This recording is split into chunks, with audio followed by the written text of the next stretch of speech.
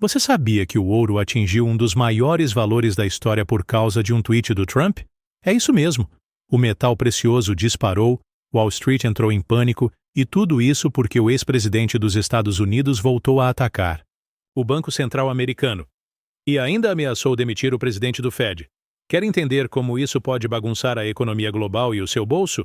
Então fica comigo, que eu te explico agora. A cobrar uma redução imediata dos juros nos Estados Unidos e novamente disparou contra o presidente do Fed, o Banco Central dos Estados Unidos, fato que derrubou as bolsas americanas.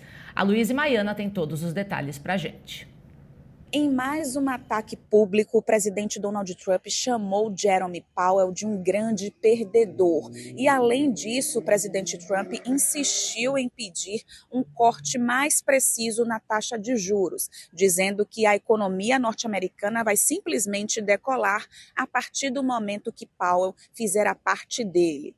Essa declaração foi feita nas redes sociais e, na sequência, o mercado financeiro veio com reações. Percebemos aí quedas de grandes índices, como, por exemplo, Dow Jones, The Wall Street, que tiveram quedas significativas em seus papéis, o que demonstra a preocupação dos investidores no que diz respeito à autonomia do Federal Reserve, que é o Banco Central norte-americano. Jerome Powell tem se mostrado resistente e disse que não vai renunciar ao cargo. Ele, inclusive, falou também que Donald Trump não tem poderes para demiti-lo e que ele está pronto para tomar todas as medidas necessárias, mas com base apenas em dados econômicos e no interesse público, não em base em pressão política. Esse embate ele tem crescido a cada dia. Eu sempre achei que eu estava cuidando da minha pele. Lavava, esfoliava o meu rosto, axilas e virilhas 2 vezes ao dia. Usei limão, bicarbonato de sódio, babosa. Cheguei até a fazer esfoliação quartinho, tudo. Mesmo assim, continuava com as manchas escuras pelo meu corpo. E nesta página, você pode garantir meses de tratamento e aproveitar a oferta especial do clareador Neutral Fit. Basta escolher um dos nossos kits que estão aparecendo aqui embaixo e garantir o seu desconto exclusivo. O que coloca o futuro da política monetária americana na seara política. Luísa Maiana, de Washington, para o Times Brasil, licenciado exclusivo CNBC. Vamos agora a um destaque do site da CNBC. O preço do ouro ultrapassou $3.400 na segunda-feira, atingindo um novo recorde, já que as ameaças do presidente Donald Trump contra a independência do Federal Reserve e suas tarifas abalam a confiança dos investidores na economia dos Estados Unidos. O ouro saltou 2,91%, fechando em $3.425 por onça, com os investidores comprando o metal precioso e o dólar caindo ao nível mais baixo em 3 anos. O ouro valorizou cerca de 30% desde o início do ano e cerca de 8% desde que Trump revelou suas tarifas abrangentes no dia 2 de abril. E agora a gente vai analisar esse panorama de pressão de Donald Trump sobre o Banco Central dos Estados Unidos com o Ricardo Ramold, ele que é professor de economia do IBMEC de São Paulo. Ricardo, primeiramente, bom dia, muito obrigada pela sua participação comigo e Maria Almeida aqui do Agora. E olha, na sua opinião, qual que é o resultado, que pode haver de toda essa pressão de Trump contra o presidente do Banco Central? Bom dia a todos. A gente já vê que as bolsas dos Estados Unidos elas fecharam em forte queda, né? O dólar americano vem perdendo força em relação a outras moedas no mundo, e isso é muito ruim, né? Mostra que na principal economia do mundo o presidente está tentando influenciar o Banco Central para reduzir juros na marra. Isso vai trazer consequências que não é fácil de prever, né? Vai ter uma guerra política, um cabo de guerra entre o presidente dos Estados Unidos e o chairman do Fed, né? O Powell. Isso vai, provavelmente, no curto prazo, fortalecer outras moedas em relação ao dólar, e as pessoas vão começar a tirar dinheiro de muitos ativos americanos, porque eles têm medo da incerteza, né? O que vai acontecer? Sempre tem uma incerteza, as pessoas saem do risco, né? O ouro está batendo recordes, porque as pessoas vão para coisas mais seguras, né? E os Estados Unidos, os títulos americanos, né, que sempre foram o porto seguro das finanças globais, elas passam a ser cada vez mais arriscadas. Agora, Ricardo, bom, obrigada por participar aqui com a gente.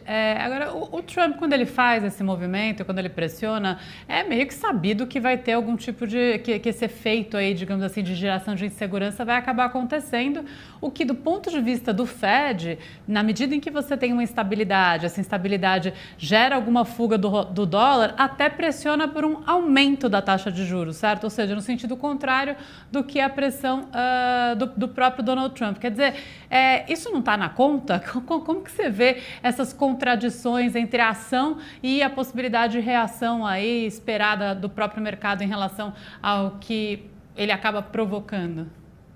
Olha, esse é um ótimo ponto que você colocou, né? E a gente viu isso no Brasil durante bastante tempo, né? Ou seja, o executivo, né, o presidente, e já houve no passado a mesma coisa, pressionando o Banco Central a reduzir os juros, e isso só gera uma coisa, juros futuros, né, maiores. Eu não sei até que ponto é algo calculado e até que ponto é algo que os políticos eles tendem a olhar o curto prazo. E eu acho que eles creem que eles conseguem resolver o problema na canetada, tomando uma decisão, né? Então, o Trump ele é impetuoso, ele é um cara que acha que consegue tomar as decisões de forma rápida e decisiva, e isso ele consegue direcionar os mercados para onde ele queira. Só que as coisas não são assim, né? Hoje os mercados são cada vez mais interligados, as pessoas têm cada vez mais informações, elas analisam cada vez mais o que vai acontecer com a trajetória futura dos preços, né? Principalmente dos juros. Então, eu não creio. Eu acho que realmente existe uma visão que ele vai pressionar ele, vai pressionar o Powell, e ele vai acabar cedendo, né? Mas, na verdade, o que vai acontecer é o que você falou muito bem. Os juros vão acabar subindo, né? Você acaba pressionando, porque o Banco Central, para mostrar que ele não cede às pressões do governo, ele acaba tendo que ser mais conservador, ele tem que ser mais hawkish, como a gente chama, né? Ou seja, ele tende a acabar, falar, tudo bem, já que você está falando que eu vou reduzir os juros, ou eu vou aumentar, ou vou ficar num patamar mais alto durante mais tempo. Eu acho que é uma queda de braço que ela é ruim para todo mundo, né? A gente já viu isso aqui no Brasil e agora a gente está vendo nos Estados Unidos, né? Só que nos Estados Unidos é muito pior, porque acaba influenciando não apenas os Estados Unidos, mas o mundo inteiro. Agora, Ricardo, você citou aí, né, a queda do dólar, a gente viu também, demos aqui no começo da reportagem sobre o aumento do ouro, né, do valor do ouro, da onça Troy. A queda do dólar ela vai colocando cada vez mais em xeque a sustentabilidade fiscal dos Estados Unidos, não? Com certeza, né? Então você tem essa combinação, o dólar mais fraco e juros futuros mais altos. Ou seja, os Estados Unidos têm uma dívida pública enorme. Você tem os títulos públicos americanos, que a China, né, como retaliação às tarifas do Trump, a China, que tem uma reserva gigante de títulos americanos, começa a vender isso, ou seja, fica mais difícil dos Estados Unidos financiar a dívida, ou seja, mais caro e mais difícil. Então, é uma decisão de política econômica que realmente me parece incompreensível. Você acaba prejudicando, você quer fortalecer o dólar, você quer melhorar a sua pauta comercial, mas essas medidas elas acabam entrando em conflito uma com a outra, né? Então, o mundo ainda não saiu, né?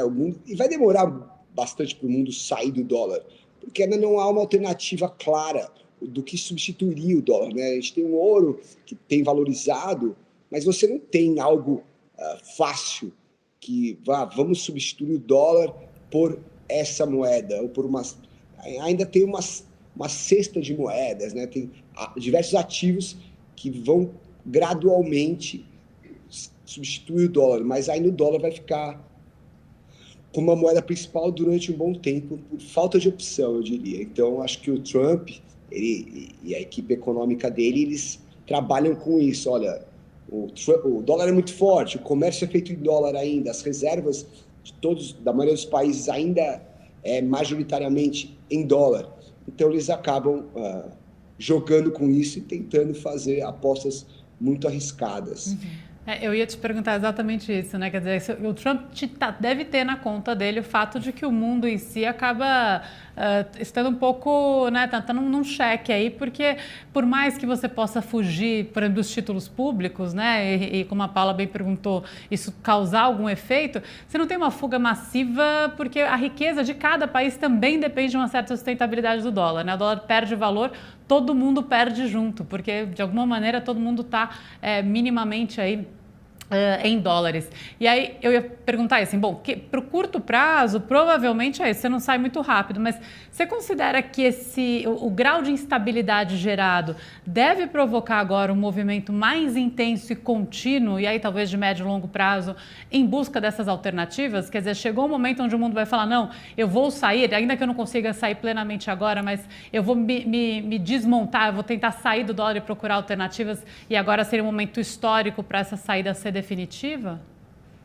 Olha, eu acho que saída definitiva não vai acontecer, né? Porque os Estados Unidos ainda, ele é muito importante, as empresas americanas ainda são as empresas mais relevantes globalmente, né? E eu acho que serão por bastante tempo. Os Estados Unidos têm um sistema financeiro muito desenvolvido, né? Os Estados Unidos durante décadas, né? Ele teve o que o Whiting, que é um economista, ele diz de o privilégio exorbitante, né? Então é isso, ele exportava dólar. Eu diria que no curto prazo isso vai ser colocado cada vez mais em xeque, mas de novo, ainda não se encontrou uma alternativa ao dólar. Então no curto prazo tem essa saída, mas no médio e longo prazo é muito difícil prever, né? Porque assim, você vê o euro que tem valorizado. O euro ele tem uma série de questões.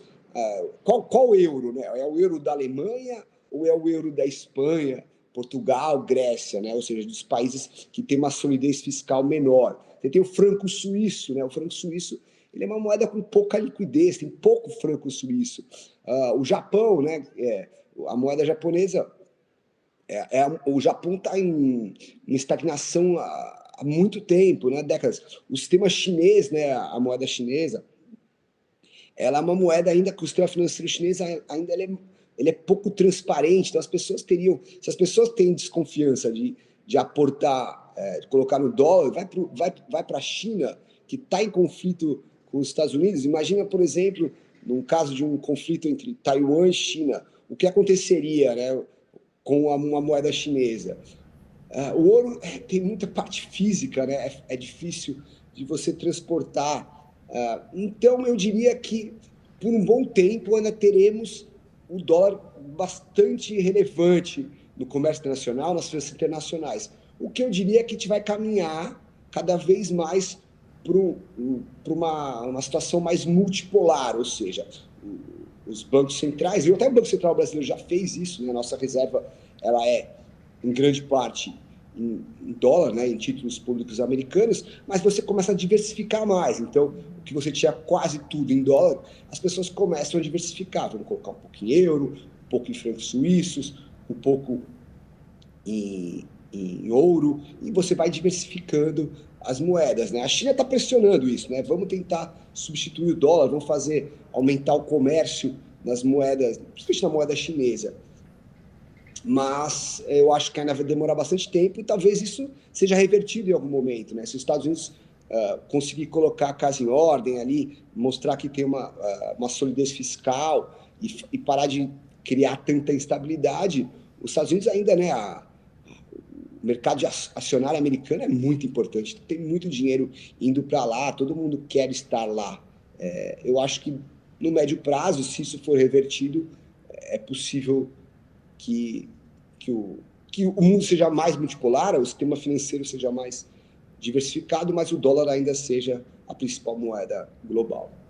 Você acaba de assistir aí, então, a entrevista com o Ricardo Hamoudi, ele que é professor de economia do IBMEC São Paulo. Muito obrigada pela sua participação aqui nessa manhã de terça-feira ao vivo com a gente no Agora, viu? Uma ótima semana para você.